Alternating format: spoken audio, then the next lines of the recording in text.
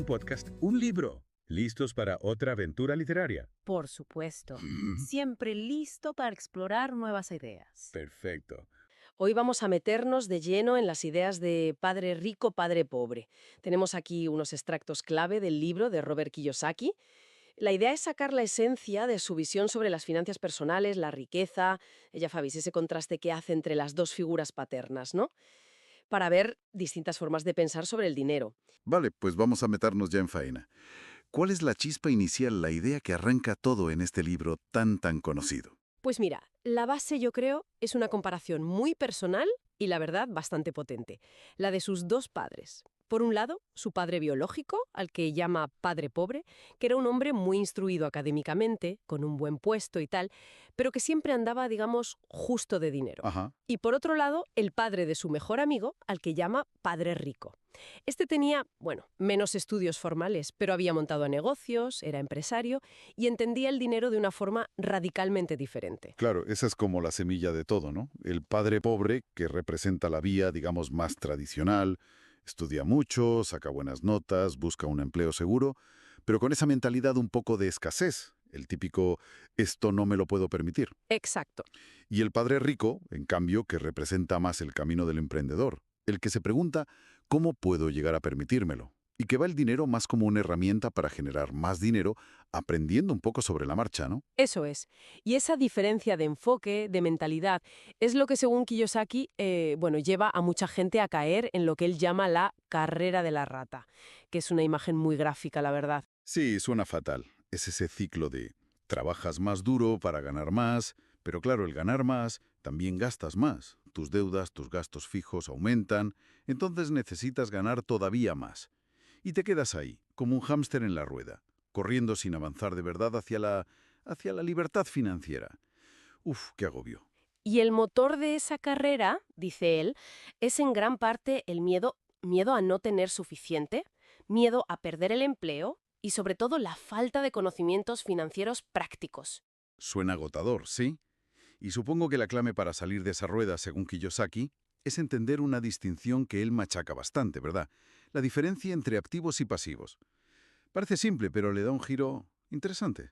Así es, sí, sí. Simplificándolo mucho, un activo es algo que mete dinero en tu bolsillo, de forma más o menos regular y sin que tú tengas que estar ahí trabajando activamente por ello. Piensa en alquileres de inmuebles que tengas, dividendos de acciones, ingresos de un negocio que funcione sin ti. Vale. Y un pasivo es justo lo contrario, algo que saca dinero de tu bolsillo. Y aquí es donde viene quizá lo más polémico, ¿no? Que Kiyosaki dice que muchas cosas que la gente considera como su mayor inversión, como la casa donde viven o el coche, en realidad funcionan más como pasivos. Claro, porque generan gastos continuos. La hipoteca, el seguro, reparaciones. Exacto, te sacan dinero mes a mes, no te lo dan. Entonces, su mantra es, acumula activos que te den ingresos y reduce al mínimo los pasivos. Entendido. Y para poder hacer eso, para distinguir bien y poder acumular esos activos, insiste muchísimo, pero muchísimo, en la necesidad de educación financiera. Vamos, que dice que el sistema educativo tradicional no nos prepara para nada de esto. Precisamente. Es una de sus grandes críticas. Dice que en el colegio y la universidad te enseñan a ser un buen empleado, a trabajar por dinero, pero no te enseñan cómo funciona el dinero en sí, qué son las inversiones, cómo leer un balance, cómo funcionan los impuestos, cómo hacer que el dinero trabaje para ti. Claro. Para él, esta educación financiera, aprender de contabilidad, de inversión, de mercados, de leyes fiscales, es mucho más importante para construir riqueza a largo plazo que las notas académicas. Y eso conecta directamente con otro de sus consejos clave, que es, ocúpate de tu propio negocio. Que no significa necesariamente dejar tu trabajo de golpe, ¿verdad? Al menos no al principio. Correcto, no tiene por qué. Se refiere más bien a que, mientras tienes tu empleo principal, tu profesión, empieces a construir tu columna de activos en paralelo. Usar una parte de tu sueldo para comprar o crear esos activos que generen ingresos pasivos. O sea, como que tu negocio son tus activos. Eso es. Él mismo cuenta su ejemplo, ¿no? Cuando trabajaba en Xerox, usaba parte de lo que ganaba para invertir en pequeños inmuebles y siguió así hasta que los ingresos por los alquileres de esos inmuebles superaron su salario de Xerox. Ahí fue cuando dejó el empleo. Ya. Y como ejemplos de activos, pues habla de eso. Bienes raíces para alquilar, acciones o bonos, crear un negocio que no requiera tu presencia constante. Cosas que generen flujo de caja positivo. Mencionas lo de crear negocios. Y eso me recuerda a otra idea suya, que suena casi, no sé, como a magia. Los ricos inventan dinero. ¿Eso cómo se come? ¿Qué quiere decir realmente? Bueno, no es magia, ¿eh? Es más bien una combinación de mentalidad y habilidad. Significa ser capaz de ver oportunidades donde otros no ven nada, estructurar acuerdos financieros creativos, conseguir financiación, a veces imponer tú la pasta directamente, y muy importante, saber rodearte de gente más inteligente que tú en distintas áreas para llevar a cabo esos proyectos. Vale, o sea, requiere visión, saber negociar, conocimientos financieros.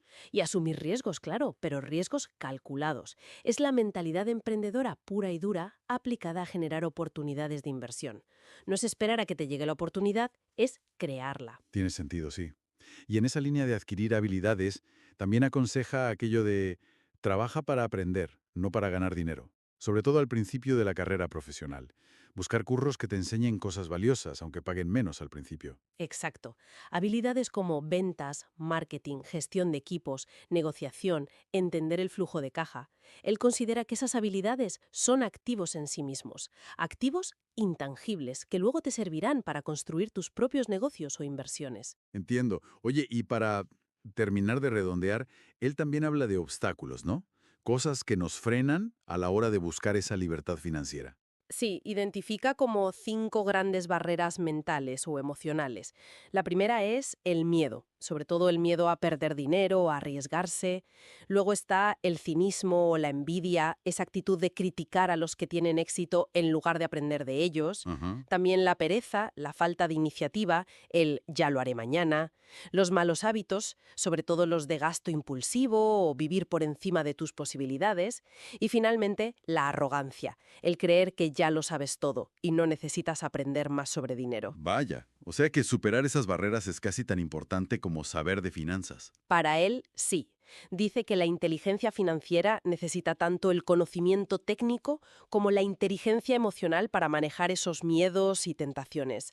Entonces, si tuviéramos que resumir mucho las ideas clave que hemos sacado de estas fuentes sobre padre rico, padre pobre, estaría esa diferencia brutal de mentalidad entre el que busca seguridad en el empleo y el que busca crear activos, la trampa de la carrera de la rata y cómo salir de ella, la importancia crítica, vital, de la educación financiera para saber qué es un activo y qué es un pasivo, y enfocarse en adquirir los primeros, claro. Exacto, los que meten dinero en tu bolsillo. Y luego, la necesidad de desarrollar una mentalidad proactiva, emprendedora, y de superar esas barreras internas como el miedo, la pereza, el cinismo. Parece que el mensaje de fondo es un cambio muy profundo de perspectiva sobre qué es el dinero y cómo relacionarnos con él. Totalmente. Yo creo que lo que más llama la atención al final de revisitar estas ideas es ese énfasis constante en la psicología del dinero.